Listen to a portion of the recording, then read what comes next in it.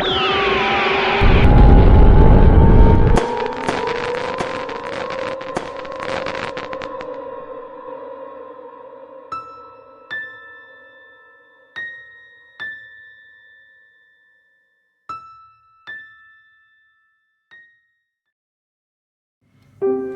kedalaman hutan tropis yang lebat, di antara pepohonan yang menjulang tinggi dan rimbun, hiduplah seekor burung pipit kecil bernama Kiki. Kiki bukanlah pipit biasa. Ia terkenal di seluruh hutan karena kicauannya yang nyaring dan tak pernah berhenti. Suaranya, sebuah celoteh tanpa henti, menggema di antara dedaunan, mengiringi gemerisik angin dan kicau burung-burung lain. Ia berceloteh tentang matahari pagi yang hangat, tentang buah-buah manis yang baru dipetik, tentang ulat-ulat gemuk yang menjadi santapan lezat, tentang ranting pohon yang nyaman untuk bertengger, bahkan tentang mimpi-mimpi kecilnya semalam.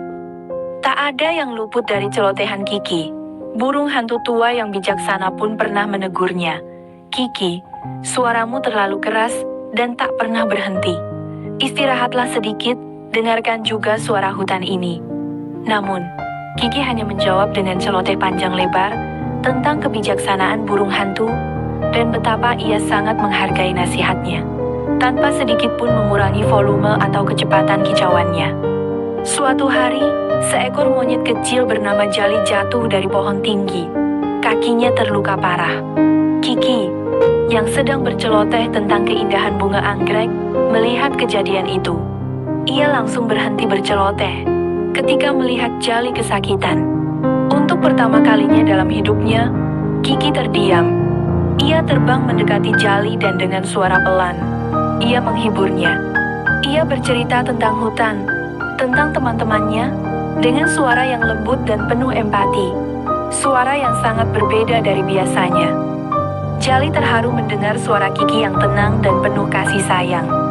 Ia merasa tenang dan terhibur.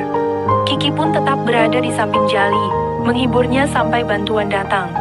Sejak hari itu, Kiki menyadari bahwa ada keindahan dalam diam. Ada kekuatan dalam kata-kata yang dipilih dengan hati-hati, bukan dalam celotehan yang tak henti-hentinya. Namun, kebiasaan lama sulit diubah. Kiki kembali berceloteh, meskipun kini ia lebih selektif dalam memilih kata-kata. Ia masih bercerita tentang hutan, tentang teman-temannya, tetapi dengan suara yang lebih lembut dan penuh pertimbangan. Ia belajar mendengarkan, menghargai suara-suara lain di hutan, dan menyadari bahwa keindahan tak hanya terletak pada suaranya sendiri.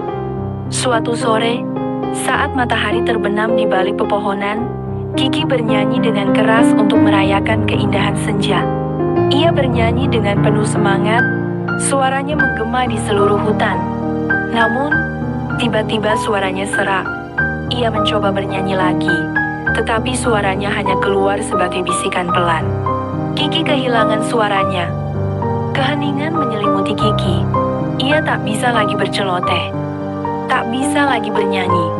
Awalnya ia merasa sedih dan kehilangan, tetapi ia menyadari bahwa keheningan pun memiliki keindahannya sendiri.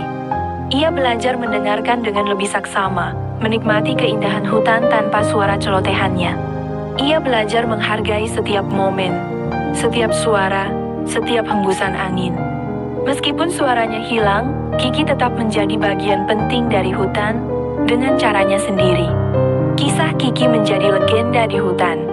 Kisah tentang burung pipit cerewet yang belajar menghargai keheningan dan menemukan keindahan dalam diam.